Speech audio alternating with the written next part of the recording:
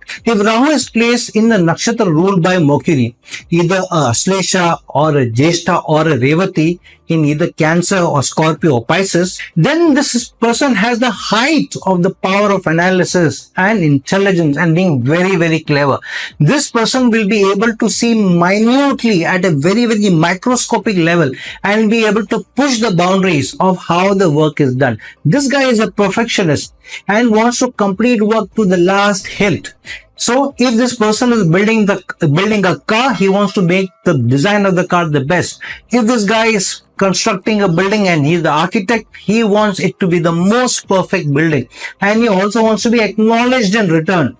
He just doesn't only want to be a perfectionist, but because the Rahu energy also comes in, he also wants to be acknowledged as the best architect, or the best builder, or the best innovator. And for that, he will not leave any stone unturned. If he's making a presentation for an office presentation, then he wants that every font, every dot is perfect.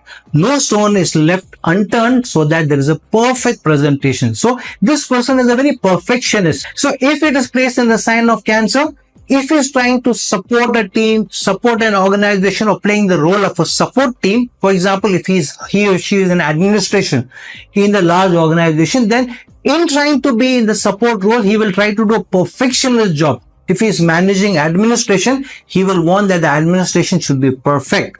The people under his watch will be those people who will have to work long, hard hours. If his team is responsible for cleaning of the premises, then he will himself go and inspect that every speck and dirt has to be clean, and nobody has a chance to complain. If it gets into the sign of Scorpio, then high degree of perfectionist analysis, getting down to the bottom of things.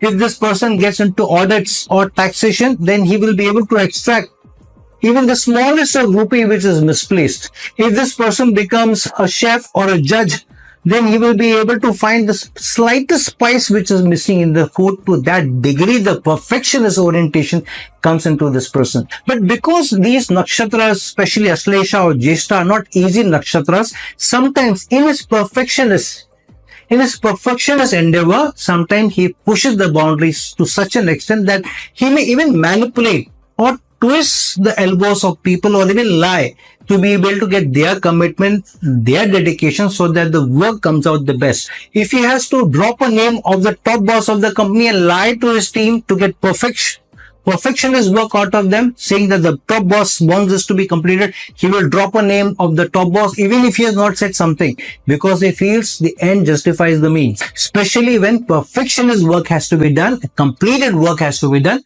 and he will not leave any stone unturned to be able to get that perfectionist approach right. If it gets into the sign of Pisces, then this person is also looking at an ideal output, a perfectionist and ideal output, which is very difficult to get. However, this person will almost push the boundaries of getting perfect output. So, in the sign of Pisces, this person will want an idealistic output from his team members, from his spouse, from his children, and will push them for the best output, for the best contribution. So, for example, to his children, he will say, unless you complete the entire homework, you will not be able to see TV, or you will not be able to get the game. Or tell his team members, his sales team members, unless you are able to achieve all your targets, you will not get any incentives. Even for 70% of sales achieved, you will not be getting any incentives. So, he pushes the boundaries to get an ideal output, so that he is able to get a perfect output for the organization, for the team, for the industry.